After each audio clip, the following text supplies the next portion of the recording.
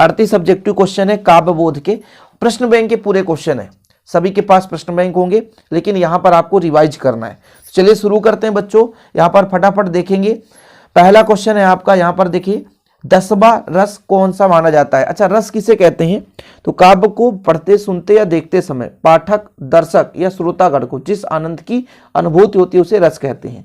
काव्य को पढ़ते सुनते देखते समय, पढ़ने वाले को पाठक, देखने वाले को दर्शक और सुनने वाले को श्रोतागण, यही तो बोलते हैं। तो काव्य को पढ़ते सुनते या देखते समय पाठक, श्रोतागण या दर्शक को जिस आनंद की अनुभूति होती है उसे रस कहते हैं। रस के कितने प्रकार है? तो रस के 10 प्रकार है। रस के कितने अंग है? तो रस के कितने अंग बच्चों? 4 अंग है। तो 10वां जो प्रकार है वो है आपका वात्सल रस। कौन सा है? 10वां रस जिसे माना जाएगा तो वात्सल रस। ओके, चलिए अगला देखो, उत्तेजना के मूल कारण को क्या कहते हैं? विभाव, अनुभव, स्थायी भाव, संचारी भाव। संचारी भाव तो वे भाव हैं जो कम समय के लिए आते हैं, मन में उत्तेजित होते हैं, संचरित होते हैं और चले जाते हैं, मतलब बहुत कम समय के लिए आते हैं बच्चों। तो आपको सही बताना है क्या अनुभव। अनुभव का मतलब है जब किसी घटना को देखकर हम खुद पे चिंतन करते हैं उसके बारे में। स्थायी भाव, स्थायी भाव का मतलब ये है कि किसी भी घटना को देखकर स्थायी रूप से उसका मार्मिक चित्रण हमारे मस्तिष्क में उतर जाए। तो यहाँ पर उत्तेजना का मूल कारण है बच्चों विभाव। Option number A is the correct answer, विभाव। ठीक है, किस रस को रस राज कहा जाता है? करुण रस, भक्ति रस, श्रृंगार रस, वत्सल रस। बताओ जरा, किसको रसराज कहा जाता है? रसों का राजा श्रृंगार रस, जिसमें संयोग श्रृंगार और वियोग श्रृंगार। यदि श्रृंगार रस के प्रकार की बात की जाए तो श्रृंगार रस 2 प्रकार के होते हैं बच्चों, एक संयोग श्रृंगार और एक वियोग श्रृंगार। संयोग श्रृंगार जहां नायक नायिका के मिलन का बोध होता है, वियोग श्रृंगार जहां नायक नायिका के बिछुड़ने का संयोग होता है, बोध होता है।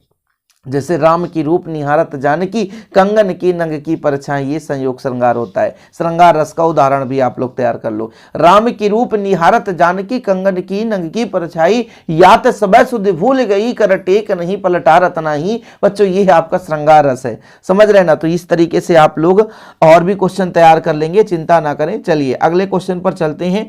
कौन सा रस हमारे मन में उत्साह संचार करता है? बताओ भाई, वीर रस, हास रस, शांत रस, रौद्र रस। बताओ चौथे का कौन सा भाई साहब? उत्साह, हास, हंसी, हास रस। तो हास रस हो जाएगा ऑप्शन नंबर, यहां पर 3rd है हास रस बच्चों। लेकिन ध्यान देने वाली बात यह है कि हास रस का आपको बताना स्थायी भाव। तो हास रस का स्थायी भाव हंसी। बताओ श्रृंगार रस का स्थायी भाव आप बता दो। श्रृंगार रस का, तो श्रृंगार रस का क्या होता है? रति। वत्सल का वत्सल होता है। ठीक है भाई साहब, ये चीज आपको तैयार रखना है। आगे देखो क्वेश्चन नंबर 5 है, कौन सा भाव सुसुप्तावस्था में विद्यमान रहता है? स्थायी विभाव, अस्थायी संचारी भाव। बताओ भाई साहब, संचारी भाव कभी हो सकता है? नहीं, क्योंकि संचरण होकर चला जाता है। विभाव ये तो उत्तेजना का मूल कारण होता है। तो भाई यहाँ पर स्थायी सुसुप्तावस्था में विद्यमान रहता है, मतलब शांत अवस्था में हमारे मन में बना रहता है, वो बच्चों स्थायी भाव है। तो पहला जो ऑप्शन है वो सही हो जाएगा, स्थायी भाव। अगले क्वेश्चन पर चलते हैं। रघुपति राघव राजा राम, पतित पावन सीता राम, उपयुक्त में से कौन से रस की अनुभूति होती है? शांत रस, श्रृंगार रस, भक्ति रस, भयानक रस। यहां पर देखना, रघुपति राघव राजा राम, पतित पावन सीता राम। अक्सर लोग शांति प्राप्त करने के लिए ये भजन करते रहते हैं, रघुपति राघव राजा राम, पतित पावन सीता राम। तो ये भजन आपको हमेशा मिलता है बच्चों, जो भी हिंदू धर्म में भगवान की पूजा करते हैं। अब देखो कुछ बच्चे कहेंगे सर आप हिंदुत्व की भावना ही क्यों करते हो हमेशा? ऐसा नहीं है, एग्जाम्पल आपकी बुक में है तो मैं समझा रहा हूँ। ऐसा नहीं कि आप दूसरे धर्म से हो, बोले सर की तो ऐसे पढ़ाते केवल हिंदुत्व की भावना। सभी धर्म भाई हमारे लिए बराबर हैं। हमारे देश में सभी धर्मों को समान स्थान दिया गया है, इसलिए आप लोग बिल्कुल इसको अन्यथा ना लें, अपने आप में पर्सनालिटी या अपने पर्सनली किसी चीज को आप ना समझें। ओके बच्चों, तो रघुपति राघव राजा राम, ये कौन सा उदाहरण है भाई साहब? शांत रस का। आतंकवादी नाम मात्र से उत्पन्न भय किसके अंतर्गत आता है? विभाव, संचारी भाव, अनुभव, इनमें से कोई नहीं। बताओ जरा, आतंकवादी नाम सुन लिए तो हमारे मन में क्या उत्पन्न हो जाएगा? अनुभव, संचारी भाव, विभाव, या इनमें से कोई नहीं? बता सकते हो आप लोग? तो भाई संचारी भाव संचरित होकर तो जाएगा नहीं, तो हम इसको अनुभव करेंगे। हाँ यार, आतंकवादी आएंगे, 2 गन लिए रहेंगे, हमारे मुख में लगा देंगे, हमसे लूट ले जाएंगे, ये सब चीज पता चले बम गोला फेंक दें, तो ये चीज बच्चों अनुभव होगा, अनुभव करेंगे हम। माता की मृत्यु के वर्णन में कौन सा रस रहता है? हास रस, करुण रस, भयानक रस, वीर रस। बताओ भाई साहब, करुण रस हो सकता है क्या? 8वें क्वेश्चन का राइट आंसर बिल्कुल सही। करुण मतलब शोक, दुख यहां पर व्यक्त करोगे ना। तो माता की मृत्यु भैया, किसी के माँ की मृत्यु कुछ समय ना हो भाई, मृत्यु तो सबकी होती है लेकिन निश्चित समय के पहले ना हो, है ना। तो ये भाई साहब, यदि किसी की माँ बचपन में ही खत्म हो गई, अपनी आंखों को देखो बच्चा देख रहा है, तो भाई दुख होगा, दर्द होगा। तो वहां करुण, रुद्र, यहाँ पर करुण रस होगा। रौद्र तो नहीं हो सकता, रौद्र तो क्रोध होगा, तो करुण यहाँ पर शोक है ना। रामचरितमानस में राम लक्ष्मण परशुराम संवाद में तुलसी ने किस रस का प्रयोग किया है? अरे बोलोगे सर ये चीज तो हमने को पता ही नहीं है, लेकिन सब कोई तो राम कथा देखे होंगे, रामलीला जिसे बोलते हैं, रात में होता है बच्चों। तो वहां पर जो परशुराम है वीरता के साथ, और लक्ष्मण जी तो और भाई क्रोधित होकर के वीरता, शांति का तो भावना रहता ही नहीं है। परशुराम आकर के बोले हमारे धनुष को किसने तोड़ा? तो भाई साहब ये परशुराम यहाँ पर आकर के वीरता की भाव, श्रृंगार रस, प्रेम की भावना नहीं रहती है, यहाँ भक्ति की भावना भी नहीं रहती है। पहले तो आते हैं कि कौन है भैया वो धरोहर, कौन है भगवान जो हमारा इस धनुष को तोड़ दिया? तो वीर रस है भैया। तो ऑप्शन नंबर सा यहाँ पर करेक्ट हो जाएगा। अगले प्रश्न पर देखो, हरिश्चंद्र नाटक के शमशान वर्णन में किस रस की अनुभूति है? यार शमशान वर्णन तो हमने भी नहीं पढ़ा है, लेकिन यार अब क्या करें, ऐसे क्वेश्चन यदि पूछ दिया जाए तो फिर आपको तो थोड़ा सा याद कर लेना चाहिए कि हरिश्चंद्र के नाटक शमशान वर्णन में, तो इसमें जानते हो कौन सा आंसर है भैया? बीभत्स रस। क्या बीभत्स रस? ऐसे क्वेश्चन भी नहीं पूछे जाते कि जो आप पढ़े ना हो। लेकिन हाँ, अगला क्वेश्चन बड़ा ही खतरनाक घातक क्वेश्चन है। महाकाव्य में जीवन का चित्रण होता है, खंड चित्रण, समग्र चित्रण, चित्रण ही नहीं होता, इनमें से कोई नहीं। बताओ, महाकाव्य में जीवन का चित्रण होता है, कैसा चित्रण होता है बच्चों? तो आपका है समग्र चित्रण। महाकाव्य में संपूर्ण चित्रण होता है, वहीं पे खंड काव्य की बात आ जाता है तो किसी एक खंड का, जैसे कोई व्यक्ति है उसके जीवन में जितनी भी कड़ियां हैं, संपूर्ण कड़ियों को पिरोया जाता है महाकाव्य में। लेकिन किसी व्यक्ति विशेष से किसी एक घटना, किसी एक पर्टिकुलर स्थिति को दिखाया जाए, वहां पर वो खंड काव्य होता है। अगला क्वेश्चन है बच्चों, खड़ी बोली का प्रथम महाकाव्य कौन सा है? खड़ी बोली वाला प्रथम महाकाव्य देखो जरा, क्वेश्चन नंबर 12। कामायनी, प्रियवासिनी, संकेत, साकेत है, संकेत नहीं भाई, रामचरितमानस। रामचरितमानस किसने लिखा है? तुलसीदास। और कामायनी किसने लिखा भाई साहब? जयशंकर प्रसाद। सही है कि नहीं? सही है भाई साहब। खड़ी बोली का प्रथम महाकाव्य तो कामायनी, रामचरितमानस, इसमें ये क्या होगा भाई? सही राइट आंसर कौन सा हो जाएगा? तो प्रिय प्रवास इसका राइट आंसर होगा। तो ऑप्शन नंबर बी यानी बा, प्रिय प्रवास। प्रिय प्रवास नहीं होगा यार, गलत हो रहा है। ठीक है, कामायनी होगा। ठीक है, कौन सा सब्जेक्ट? कामायनी। खड़ी बोली का प्रथम महाकाव्य कामायनी, जयशंकर प्रसाद द्वारा लिखित है कामायनी। पार्वती मंगल तथा पथिक, ये क्या है? महाकाव्य, खंड काव्य, मुक्तक काव्य है या प्रबंध काव्य है? बताना है आपको भाई साहब। तो ये पार्वती मंगल तथा पथिक, ये है किसी एक सूक्ष्म रूप से वर्णन है, तो ये खंड काव्य बच्चों। कौन सा काव्य है? खंड काव्य है।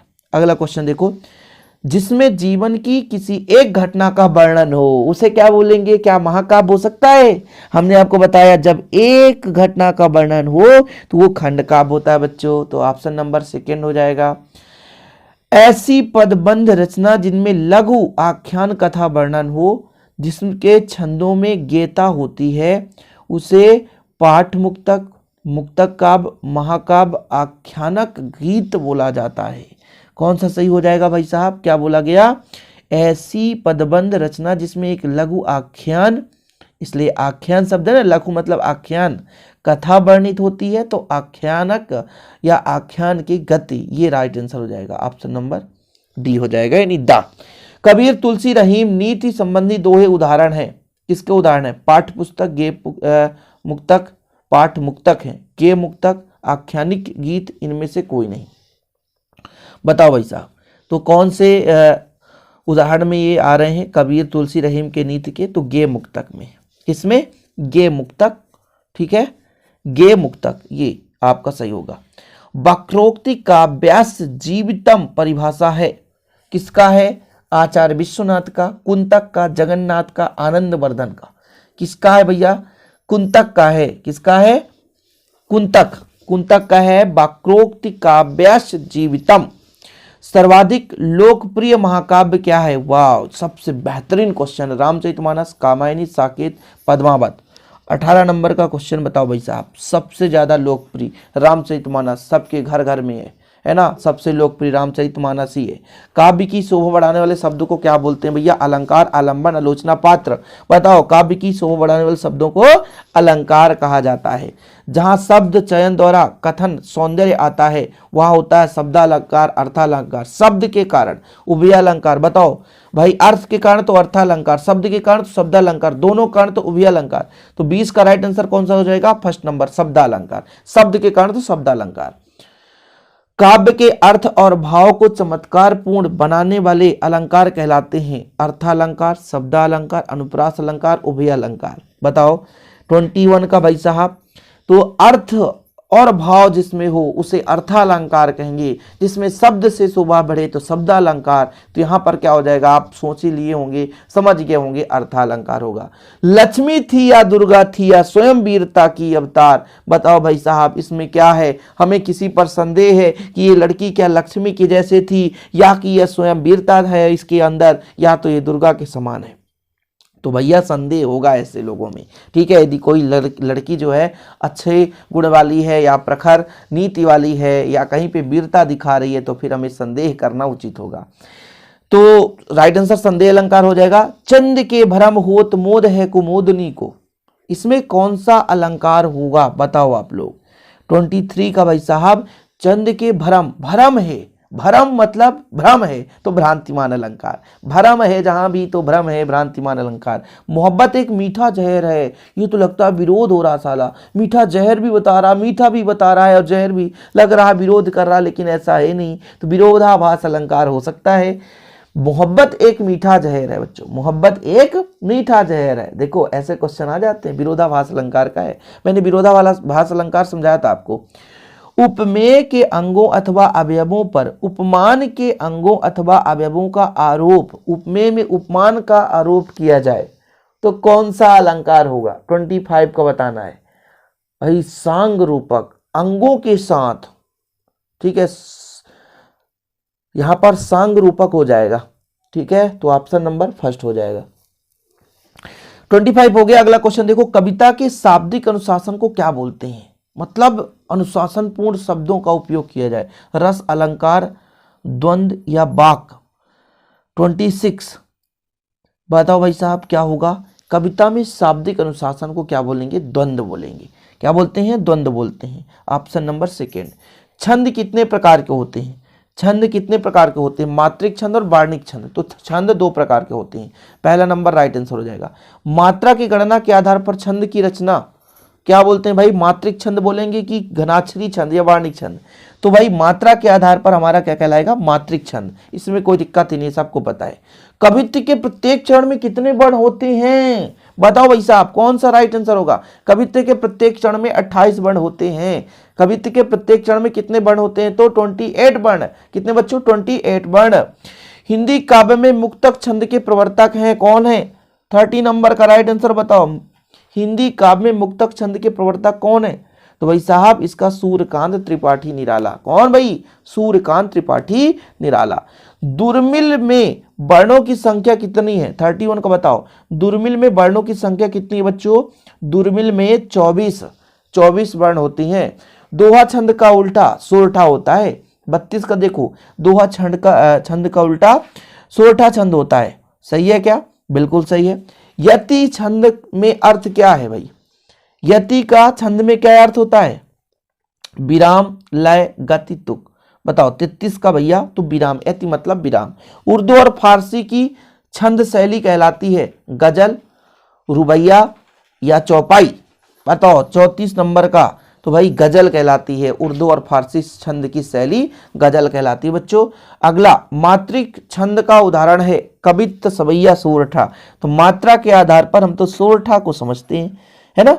सोरठा, दोहा, ये मात्रिक छंद है सभी के सभी, तो राइट आंसर हो जाएगा सा नंबर।